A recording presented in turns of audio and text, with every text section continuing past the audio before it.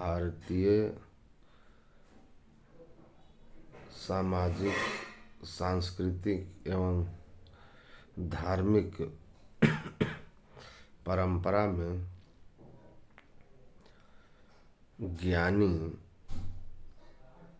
या पंडित की परिभाषा या उसका अर्थ धर्मशास्त्रों को पढ़ने वाला, रटने वाला या जानने वाला नहीं है।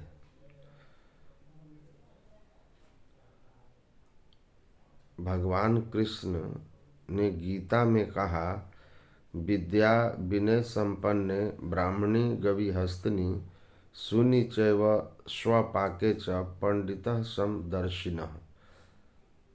पंडित कौन है? जिसकी स्थिति या जिसकी दृष्टि ऐसी है जिस दृष्टि में विद्या विनय से संपन्न ब्राह्मण, गाय, हाथी, कुत्ता, चंडाल सब में सम है, भेद दृष्टि से मुक्त जिसकी स्थिति है वही पंडित है, वही ज्ञानी है।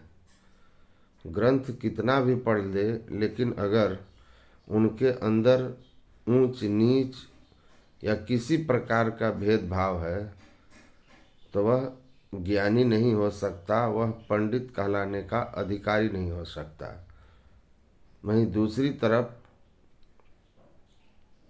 पंडित की परिभाषा करते हुए सुभाषितकार ने लिखा है,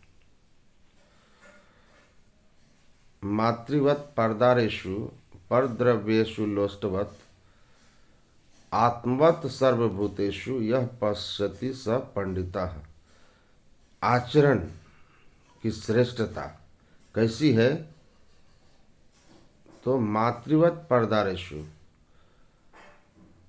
पर स्त्री को माता के समान समझता है, माता की दृष्टि से देखता है, माता के अपनी माँ की तरह समझता है।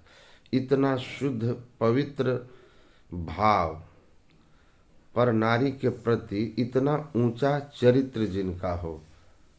आपने सुना होगा स्वामी विवेकानंद, देश के बड़े महान ज्ञानी, असली पंडित, उनके प्रवचन से प्रभावित होकर के एक अमेरिकन युवती उनसे विवाह के लिए कहा, तो उन्होंने कहा कि ऐसा संभव नहीं है, मैं सन्यासी हूँ और आप मुझसे विवाह क्यों करना चाहती हैं? तो उसने कहा कि मैं समझती हूँ कि आप जैसा ज्ञानी और मुझ जैसा खूबसूरत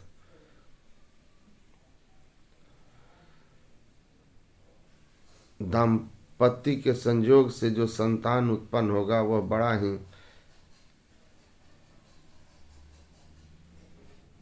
महान होगा। स्वामी विवेकानंद ने कहा, इसके लिए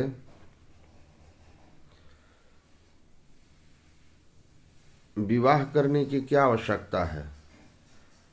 आप मुझे ही अपना पुत्र मान ले। ये हुआ चरित्र की ऊंचाई। ज्ञानी पंडित मातृवत परदारेषु परद्रव्येषु लोष्टवत, और दूसरे को, धन को ढेला के समान समझता हो, चाहे वह सोना ही क्यों न हो, स्वर्ण ही क्यों न हो। उसकी नजर में दूसरे की संपत्ति मिट्टी के ढेले के समान, अर्थात पर धन में रत्ती मात्र जिसका लेने का भाव न हो, लोभ न हो।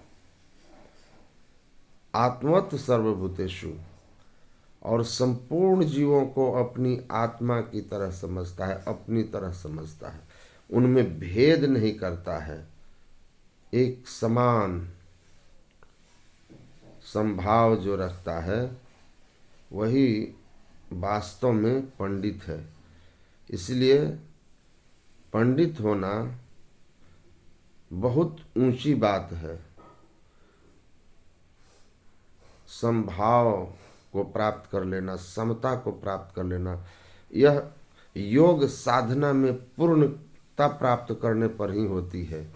इसीलिए भगवान कृष्ण ने कहा समत्वम योगः उच्यते।